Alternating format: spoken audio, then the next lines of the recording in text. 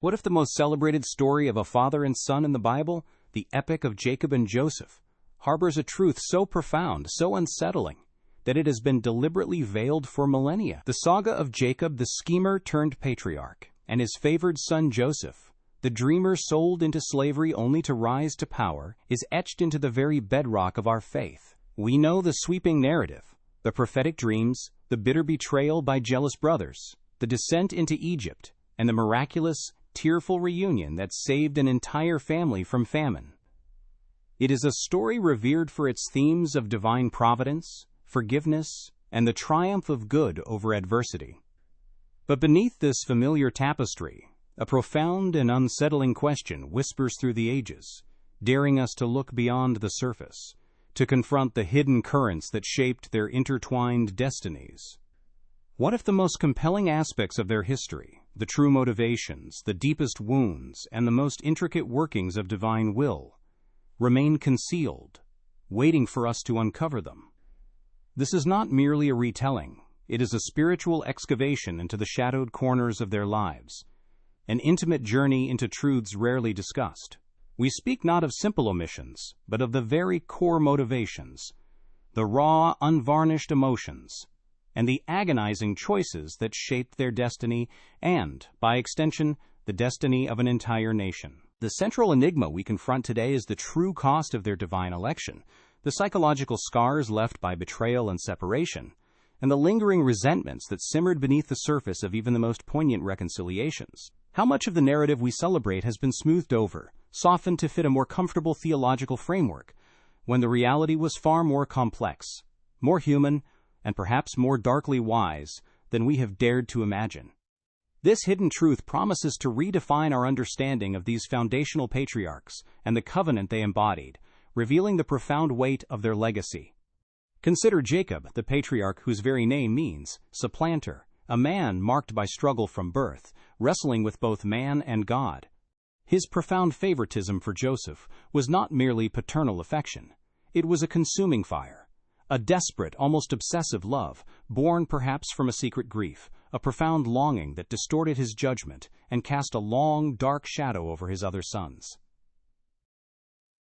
What secret burdens did Jacob carry beyond his grief for a lost son, burdens that influenced his choices and shaped generations? Was his favoritism a subconscious attempt to rewrite his own painful history, projecting his unfulfilled desires onto the son of his beloved Rachel? The atmosphere surrounding this preference was thick with unspoken tension, a forbidden aspect of family dynamics that fueled resentment and ultimately led to a horrific act of betrayal. The immediate impact was catastrophic, tearing the family apart, setting in motion a chain of events that would ripple through history, leaving scars on the very soul of a nascent nation. And then there is Joseph, the dreamer, cloaked in a coat of many colors, a vibrant symbol of his father's undeniable, almost desperate preference. His journey from the pit to the palace is lauded as a triumph of divine providence, a testament to God's faithfulness, yet we rarely confront the psychological crucible he truly endured. What unseen scars did those years of betrayal by his own flesh and blood, of slavery in a foreign land, and of unjust imprisonment etch upon his soul? Beyond the physical suffering, what true cost did Joseph pay for his prophetic gifts and his meteoric rise to power? Did the immense weight of his destiny, the isolation of his unique gifts, and the bitterness of his past subtly affect his interactions even with his repentant family, leaving a residue of unresolved pain that the scriptures only hint at?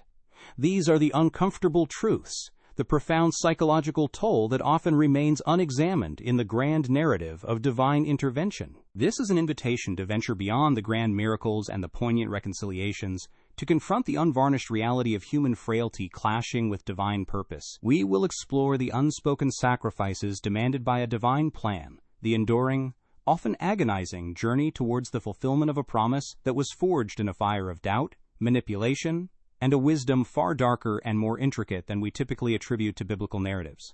Prepare to confront a revelation that transcends simple morality plays, one that delves into the very heart of human nature and divine sovereignty.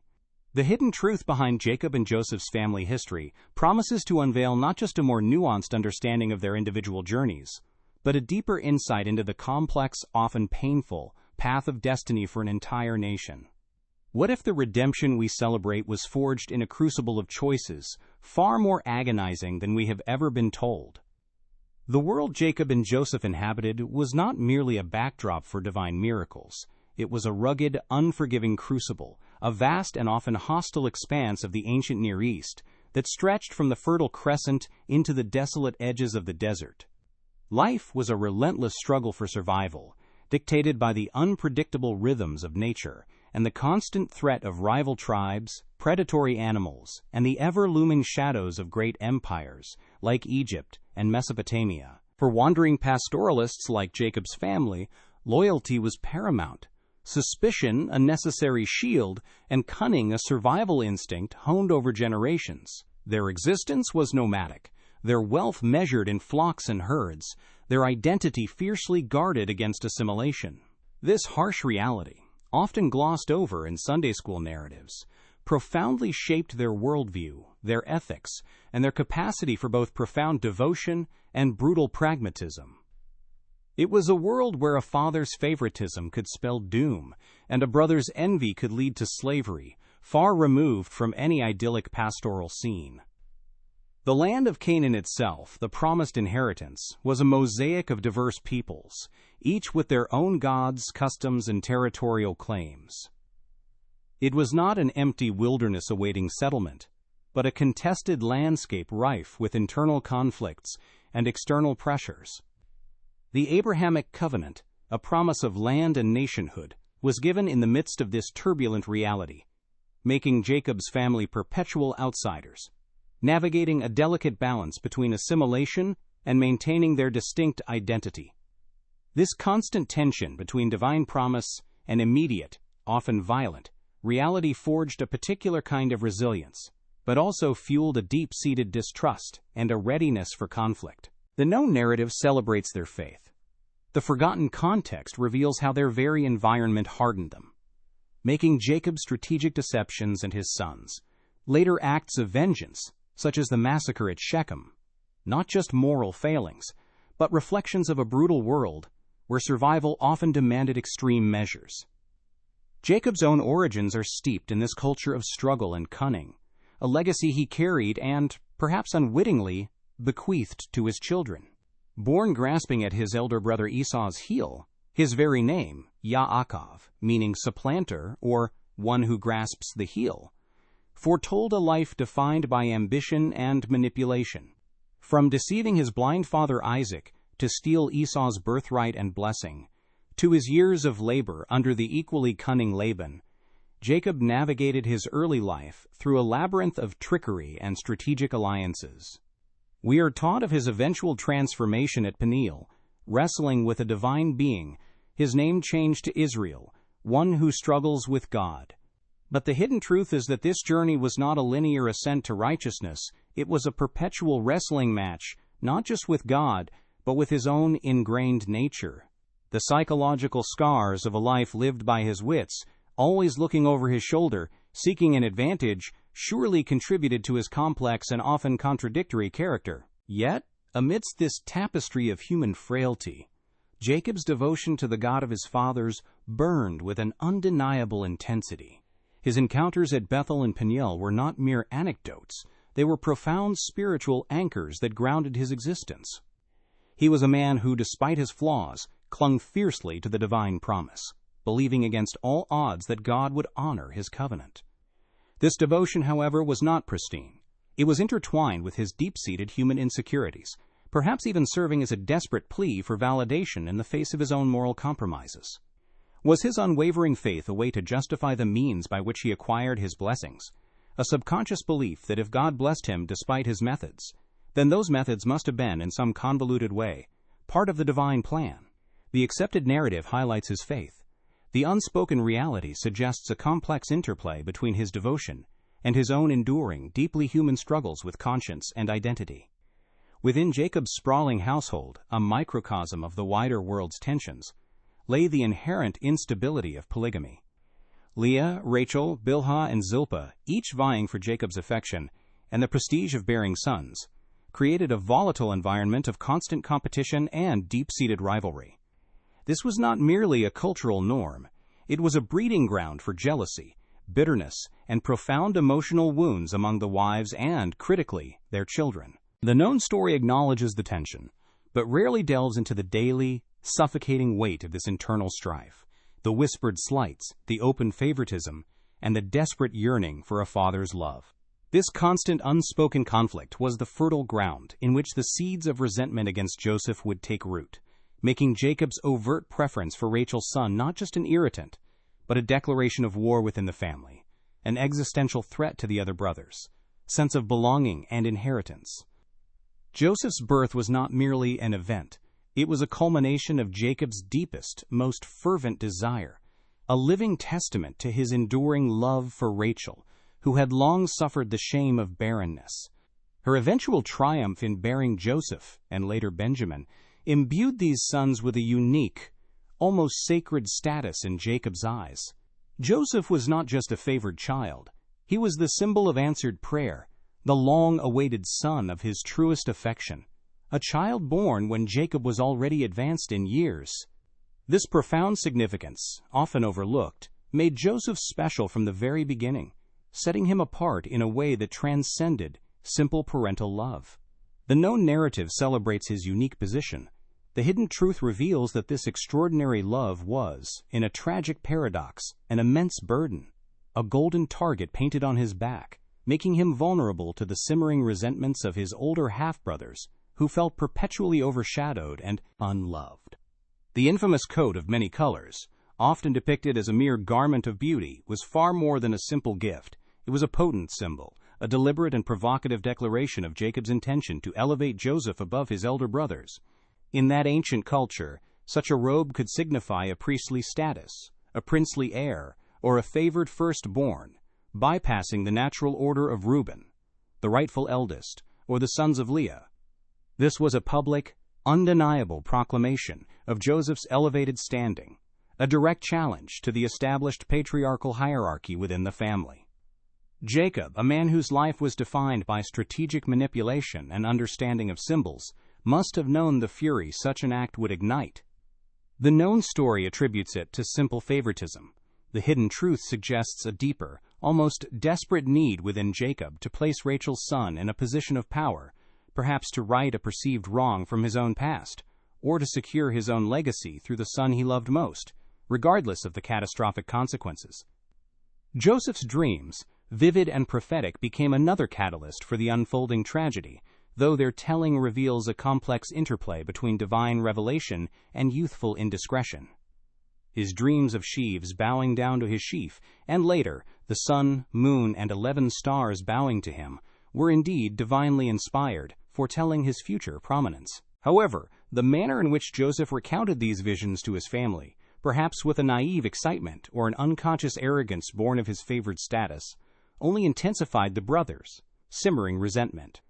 In a culture where dreams were powerful, often interpreted as direct messages from the divine, Joseph's declarations were not merely fanciful tales. They were explicit claims to authority and supremacy. The known narrative emphasizes the prophetic nature of the dreams. The hidden context suggests that Joseph, cloaked in his father's undeniable favoritism, might have unwittingly used these divine insights to further exacerbate the deep wounds of his brothers, sealing his own fate. From the brothers' perspective, their actions, while undeniably heinous, stemmed from a profound and long-simmering sense of injustice that the traditional narrative often softens. Imagine their lives, toiling in the fields, tending the flocks under the harsh sun, constantly feeling neglected, second-class, and overshadowed by their younger, favored half-brother. Their father's open preference for Joseph, symbolized by the coat and reinforced by Joseph's perceived arrogance in recounting his dreams, ignited a deep-seated rage. This wasn't just simple envy, it was a feeling of being disinherited, overlooked, and devalued by their own father, a man who himself had once usurped a birthright. They saw Joseph as a symbol of their own dispossession, a living embodiment of Jacob's perceived betrayal of them. The known story condemns their jealousy. The hidden truth reveals the immense, legitimate pain and sense of injustice that festered within them, pushing them to a breaking point, where a horrific act seemed like a desperate, albeit misguided, assertion of their own worth and existence. The act of betrayal itself, the moment Joseph was cast into the pit and then sold into slavery, was not a sudden impulsive outburst, but the terrifying crescendo of long-simmering rage and a lifetime of family dysfunction. When the brothers saw Joseph approaching them at Dothan, clad in his distinctive coat, the years of resentment, the feeling of being scorned by their father, and the bitterness of Joseph's dreams converged into a potent, destructive force. Their initial desire to kill him, only averted by Reuben's intervention, speaks to the depth of their fury. The subsequent decision to sell him to Ishmaelite traders, severing him completely from their lives, was an act of profound dehumanization, a desperate attempt to erase the source of their pain. The known narrative portrays it as a heinous sin. The hidden truth reveals the psychological state of men pushed to the brink, driven by years of accumulated emotional wounds, culminating in a choice that would forever scar their family and set in motion a chain of events far beyond their comprehension. Jacob's grief for his lost son, depicted as inconsolable and profound, extended far beyond the natural sorrow of a father. His refusal to be comforted, his tearing of clothes, and his vow to mourn until his own death in Sheol speak to a wound of immense depth. While the known narrative emphasizes his deep love for Joseph, the hidden truth suggests this grief was likely tinged with an immense, unspoken guilt. Did Jacob recognize his own role in creating the conditions for Joseph's death? Did the favored coat, the public declarations of preference, and the blind eye he turned to the growing resentment of his other sons weigh heavily on his conscience? His extreme reaction hints at more than just loss. It suggests a self-imposed penance, a profound recognition of his own culpability in the family's fracturing. This was not merely sorrow for a son. It was the agonizing burden of a patriarch, confronting the catastrophic consequences of his own flawed choices and the devastating impact of his favoritism. Joseph's years in Egypt, a journey from the pit of betrayal to the heights of power, were a crucible that forged his character but also etched deep, unseen scars upon his soul. From the indignity of slavery in Potiphar's house to the injustice of false accusation and the despair of long years in prison, Joseph endured profound psychological trauma beyond the physical suffering. The known narrative highlights God's preserving hand, his divine providence guiding Joseph through adversity. Yet the hidden truth forces us to confront the immense internal cost, the pervasive loneliness, the erosion of trust, the constant struggle to maintain faith in the face of relentless injustice. How did these years of isolation and betrayal shape his view of humanity, of loyalty, and of the very concept of forgiveness? Did he carry a deep, unspoken bitterness, even as he rose to power? His naming of his sons, Manasseh, meaning, God has made me forget all my trouble, and Ephraim, God has made me fruitful in the land of my affliction, offers a poignant glimpse into the internal struggle to overcome, but perhaps never fully erase, the profound wounds of his past. Joseph's meteoric rise from prisoner to vizier, second only to Pharaoh, was undeniably a testament to divine favor and his own extraordinary gifts. Yet this immense power was a double-edged sword, bringing with it a unique form of isolation. As a Hebrew in the heart of Egyptian power, he remained an outsider, constantly navigating a foreign court filled with political intrigue and cultural differences. The known story celebrates his divine elevation. The hidden truth reveals the immense burden of leadership, the constant vigilance required to maintain his position, and the ever-present fear of losing it all.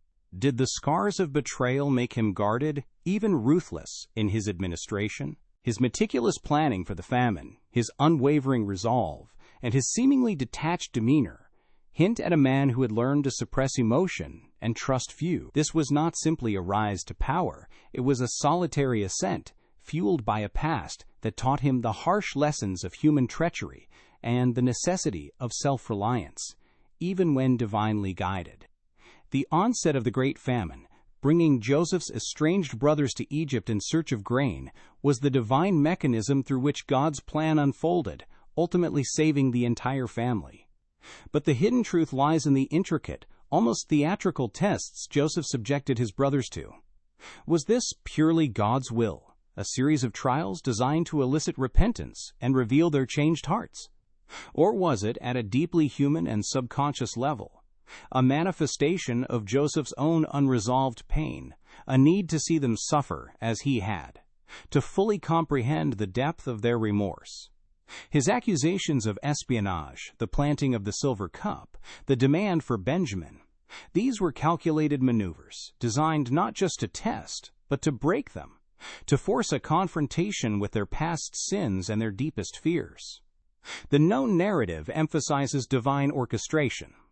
The unspoken reality suggests a powerful blend of divine purpose, and Joseph's own profound, deeply personal need for a reckoning, a catharsis forged in the crucible of his own enduring trauma. The eventual reunion between Joseph and his brothers, marked by tears and a powerful declaration of forgiveness, is one of the Bible's most poignant scenes.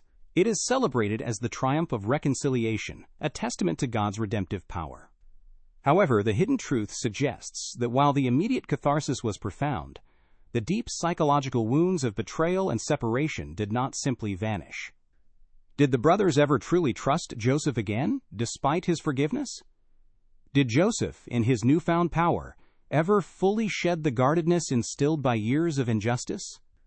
The lingering shadows of their past are starkly revealed after Jacob's death, when the brothers, fearing Joseph would finally exact revenge, approach him with trepidation, saying, "What if Joseph holds a grudge against us and pays us back for all the wrongs we did to him?" This powerful moment reveals that the reconciliation, while divinely ordained, left a residue of unresolved pain and distrust, a reminder that some scars run too deep to ever truly disappear. This family's profound dysfunction, their cycles of favoritism, jealousy, betrayal, and eventual, albeit fragile, reconciliation, became the very foundation upon which the nation of Israel was built.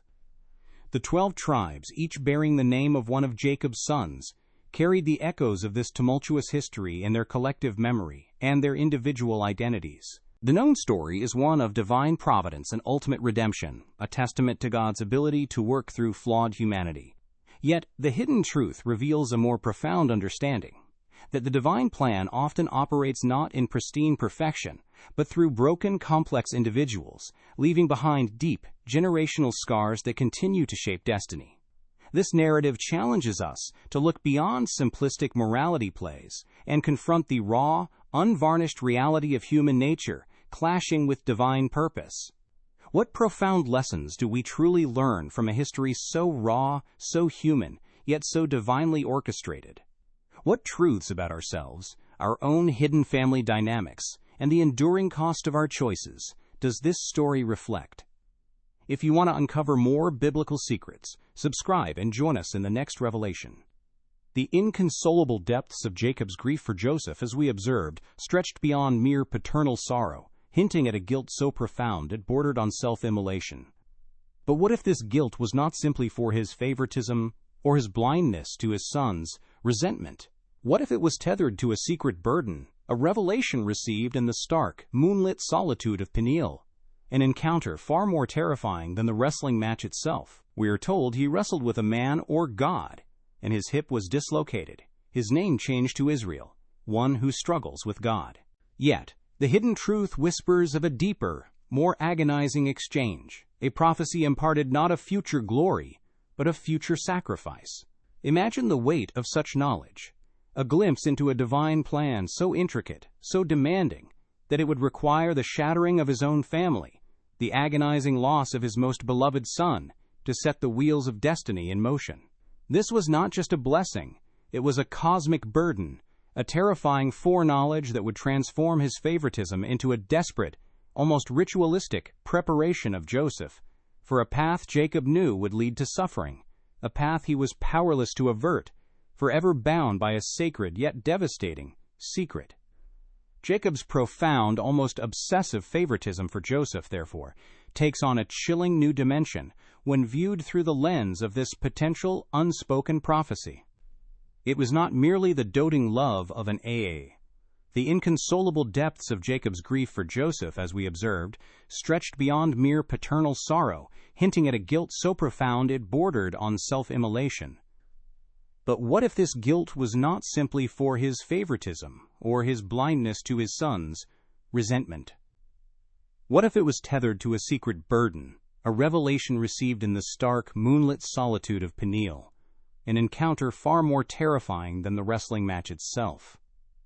We are told he wrestled with a man, or God, and his hip was dislocated, his name changed to Israel, one who struggles with God. Yet, the hidden truth whispers of a deeper, more agonizing exchange, a prophecy imparted not of future glory, but of future sacrifice. Imagine the weight of such knowledge, a glimpse into a divine plan so intricate, so demanding, that it would require the shattering of his own family, the agonizing loss of his most beloved son, to set the wheels of destiny in motion. This was not just a blessing, it was a cosmic burden, a terrifying foreknowledge that would transform his favoritism into a desperate, almost ritualistic preparation of Joseph for a path Jacob knew would lead to suffering, a path he was powerless to avert, forever bound by a sacred yet devastating secret. Jacob's profound, almost obsessive favoritism for Joseph, therefore, takes on a chilling new dimension when viewed through the lens of this potential unspoken prophecy. It was not merely the doting love of an aging father for the son of his cherished Rachel, but a desperate act of compliance, a forced participation in a divine decree that filled him with both awe and unspeakable dread. At Peniel, Jacob was shown that Joseph, the son of his old age, the one he loved above all others, was destined to be the sacrificial lamb, the chosen vessel whose suffering would become the very crucible for the survival and formation of the nascent nation of Israel. His visions at Peniel were not just of his own struggle, but of Joseph's unavoidable descent into the abyss, a necessary precursor to his ascent. This was the true, agonizing secret. Jacob knew, with a certainty that tore at his soul, that Joseph must endure betrayal, slavery, and imprisonment, not as a random twist of fate, but as a meticulously orchestrated divine requirement for the entire family's salvation and the progression of the sacred covenant. This profound and unsettling truth was deliberately veiled, softened within the biblical narrative, for reasons that are both theological and profoundly human. How could the ancient scribes or even later commentators articulate a divine plan that so explicitly necessitated such profound, agonizing suffering from an innocent, especially at the hands of his own family? It challenges our comfortable notions of divine justice, of human responsibility, and the very nature of God's benevolence. To state plainly that God required the brothers' heinous act of betrayal or Jacob's complicity in setting Joseph apart for suffering would be too morally ambiguous, too unsettling for a faith built on righteousness and love. The narrative, therefore, carefully emphasizes divine providence and eventual forgiveness, allowing the reader to focus on redemption rather than confront the chilling implications of a God who orchestrates human evil for a greater, often brutal, good. The truth was hidden because it was, quite simply, too difficult, too agonizing, to fully comprehend or accept. Consider the infamous coat of many colors, often depicted as a simple symbol of Jacob's doting affection. In light of this hidden truth, it transforms from a mere garment of beauty into a sacrificial shroud, a deliberate and provocative declaration of Joseph's unique and tragically painful destiny. Jacob was not simply favoring a son, he was marking him, setting him apart for a role he knew would lead to suffering and separation. This act, while fueled by love, was also a desperate, perhaps subconscious attempt to fulfill the prophetic burden placed upon him at Peniel. He understood that Joseph had to be isolated, had to be made distinct, for the divine plan to unfold. His love, therefore, became a heavy, tragic burden, knowing that every act of preference, every special gift, was a step closer to the inevitable betrayal and the agonizing path his beloved son was destined to walk. Even Joseph's dreams, vivid and prophetic, take on a more poignant and unsettling significance when seen through this lens. His youthful recounts of sheaves bowing and celestial bodies prostrating were not merely naive expressions of pride, but perhaps a subconscious or even conscious reflection of a destiny subtly, yet terrifyingly, hinted at by his father. Did Jacob, in hushed, solemn tones, ever allude to Joseph's unique, destined role, perhaps even his future suffering, without revealing the full, horrifying scope of the Peniel prophecy? The dreams were not just prophecies of future power and prominence. They were veiled revelations of the inevitable separation and profound suffering that would be the means to that power. Joseph, cloaked in his father's favor and perhaps burdened by a nascent, intuitive understanding of his fate, might have unwittingly used these divine insights to further exacerbate the deep wounds of his brothers, sealing his own fate not just by arrogance, but by a preordained destiny. And what of the brothers? Their jealousy and betrayal, while undeniably heinous and morally reprehensible, were not merely the product of human malice. They were tragically caught in a larger cosmic drama, their human flaws and resentments foreseen and even necessitated by this hidden divine plan. They were unwitting instruments, their sin a dark thread woven into the intricate tapestry of God's grand design. This does not excuse their actions, nor does it diminish their culpability. They acted out of their own free will and wickedness. But it provides a chilling, almost terrifying context for the asterisk depth of the hidden truth, that God, in His sovereign wisdom, could allow and even implicitly orchestrate such profound human evil to bring about a greater good. The brothers, blinded by their envy and rage, could only see the surface, Jacob's favoritism, Joseph's dreams, and were utterly oblivious to the deeper spiritual currents that were inexorably drawing them into a predetermined role within a divine narrative far beyond their comprehension. The reason the brothers, and indeed most of their contemporaries, ignored or underestimated this profound truth lies in its sheer incomprehensibility. How could mere mortals grasp a divine plan so intricate, so demanding, that it would require the deliberate orchestration of such immense suffering within a family, using their very human failings as tools? They were consumed by their own immediate emotions, the burning resentment of being overlooked, the bitter jealousy of a favored younger brother, and the primal urge to assert their own worth and inheritance. Their human minds, focused on the injustices of their daily lives and their father's perceived slights, simply could not conceive of a God who would allow, let alone implicitly command, such a path of agony for one of His chosen. The hidden truth was too vast, too painful, too morally complex for them to bear or understand, and so they acted out their human drama, unwittingly playing their part in a cosmic script they could never read. As Joseph endured his years in Egypt, from the indignity of slavery to the despair of unjust imprisonment, a profound and terrifying understanding began to dawn upon him. The vivid dreams of his youth, the prophetic coat, his father's unwavering, almost desperate favoritism, they all started to coalesce into a chilling revelation. His suffering was not random misfortune, it was purposeful. He began to grasp that he was not merely a victim, but an instrument, a chosen sacrifice, appointed for this path from his mother's womb. This dawning knowledge, that his agony was part of a divine plan, gave him the strength to endure the seemingly endless years of isolation and injustice. Yet it also etched profound, unseen scars upon his soul, creating a unique burden of loneliness. The realization that his life was a meticulously orchestrated drama, where his pain was a necessary act, transformed him, hardening his resolve, even as it isolated him from the common human experience of suffering. The psychological cost of this knowledge for Joseph was immense, a heavy mantle he bore throughout his life. How does one reconcile the human agony of betrayal and abandonment with the divine truth that this very suffering was predestined, even required, for a greater purpose? This internal struggle between human resentment and divine submission was a constant crucible within him. His actions as vizier, particularly his intricate and seemingly harsh testing of his brothers, were not solely about revenge, though a human element of deeply buried pain surely lingered. More profoundly, they were about Shepherd Geno confirming the prophecy, ensuring that his brothers' repentance was genuine, not just for their own sakes, but for the asterisk sake of the larger, unfolding divine plan. He needed to see if they had changed, if they were worthy of being the foundation of the nation that he was destined to save, understanding that their transformation was as critical as his own suffering. The eventual reunion between Joseph and his brothers, celebrated as one of the Bible's most poignant scenes of reconciliation, was indeed a moment of profound divine orchestration and human agony. Joseph's tears, often seen as pure joy, were far more complex.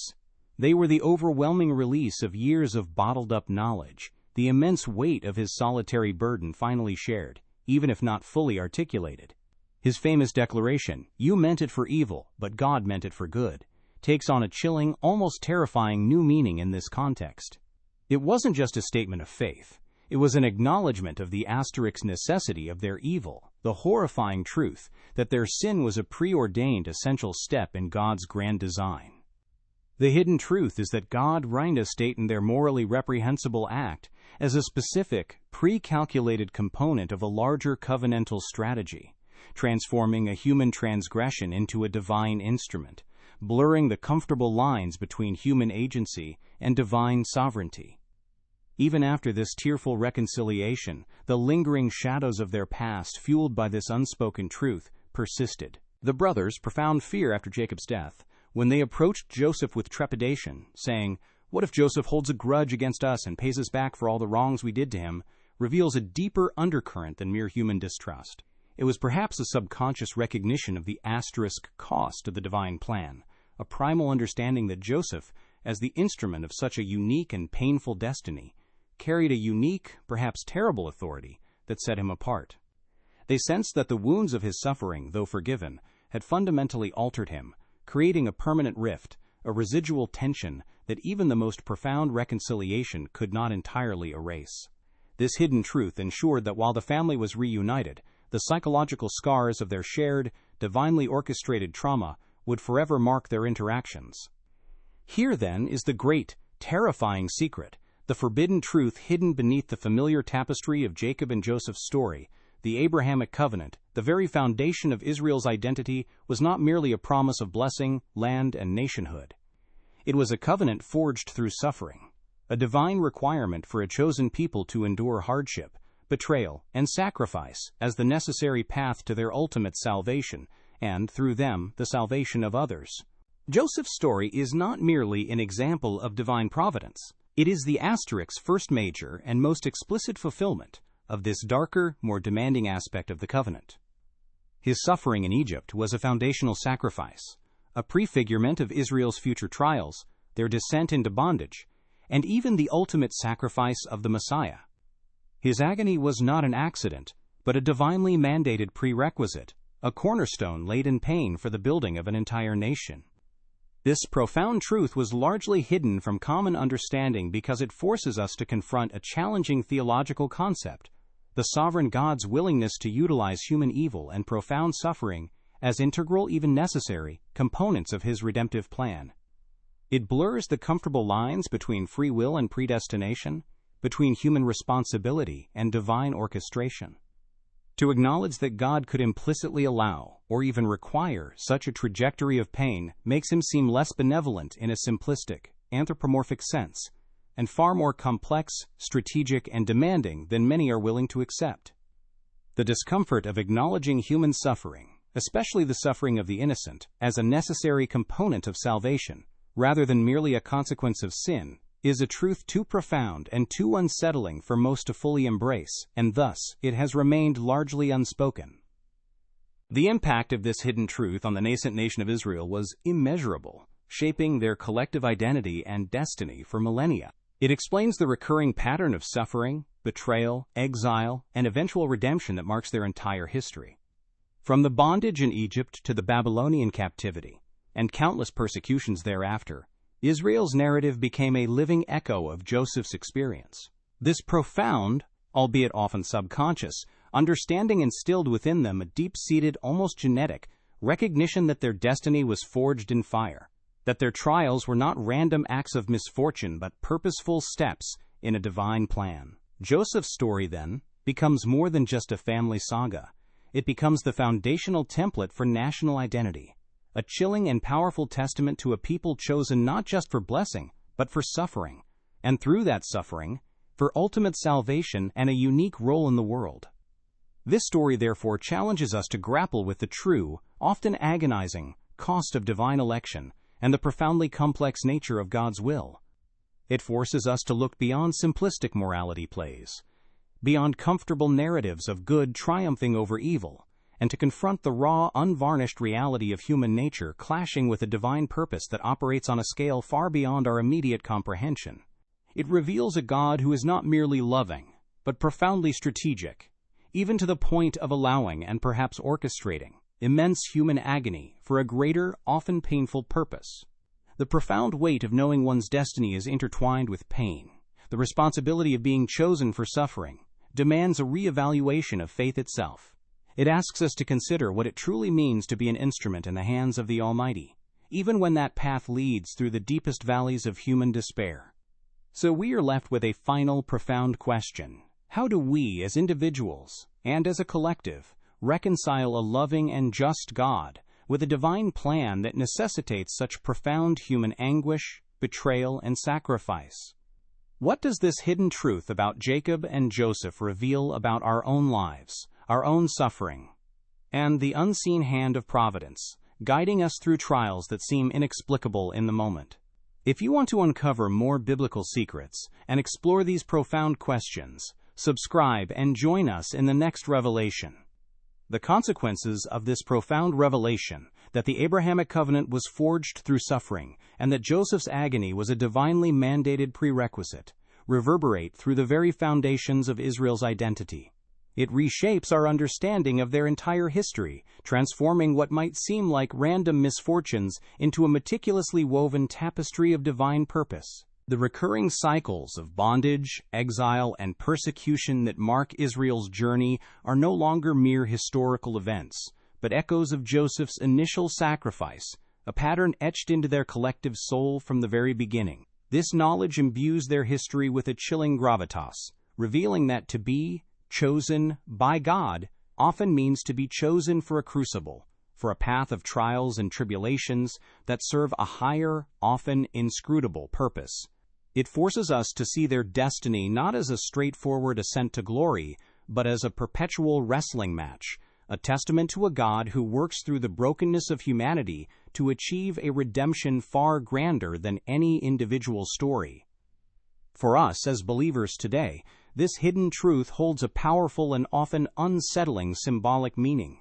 It challenges our comfortable narratives of faith, where suffering is often viewed as a consequence of sin or a temporary test to be quickly overcome. Instead, Joseph's story, understood through this lens, suggests that our own personal suffering, our betrayals, and our deepest heartbreaks might not always be random acts of misfortune. What if, in moments of profound anguish, we too are caught within a larger, unseen divine tapestry, our pain serving as a crucible to forge character, reveal purpose, or even, in ways we cannot yet grasp, contribute to a redemption beyond our immediate understanding? This perspective does not diminish the reality of our pain, but it invites us to ponder the possibility that we, like Joseph, might be instruments in a divine orchestration, our trials a necessary component for a destiny both personal and, perhaps, far-reaching. This deeper understanding demands a profound re-evaluation of our trust in the Almighty. How do we cultivate unwavering faith in a God who, in His sovereign wisdom, allows and at times even orchestrates paths of immense pain for His chosen ones? It is a call to move beyond a simplistic transactional faith and embrace a more mature, resilient trust, one that can surrender to a will that sometimes appears harsh or incomprehensible from our limited human perspective. To truly grasp Joseph's journey is to confront the terrifying freedom of divine sovereignty, learning to find purpose not just after the suffering, but core within it. It teaches us that walking by faith means navigating the darkest valleys, often without understanding the full scope of the divine plan, holding on to the unseen hand even when the path ahead seems to lead only deeper into shadow. Ultimately, this profound moral reflection forces us to grapple with the very nature of God Himself. He is not merely a benevolent comforter, but a deeply strategic, complex, and demanding architect of destiny. The tension between human free will, as exemplified by the brothers, heinous sin, and divine predestination, where Joseph's suffering was a necessary prerequisite, challenges our most fundamental theological frameworks. It urges us to look beyond simplistic interpretations of good and evil, and to embrace a more profound, albeit uncomfortable, depth of understanding where God can transform human transgression into an instrument for His divine purposes. This revelation asks us to consider what it truly means to be an instrument in the hands of the Almighty, even when that path leads through the deepest valleys of human despair, and how our own choices, both good and ill, might intricately weave into a grander cosmic narrative. So, we are left with this final profound question: how do we, as individuals and as a collective, reconcile a loving and just God with a divine plan that necessitates such profound human anguish, betrayal, and sacrifice, not as punishment, but as a path to salvation and destiny?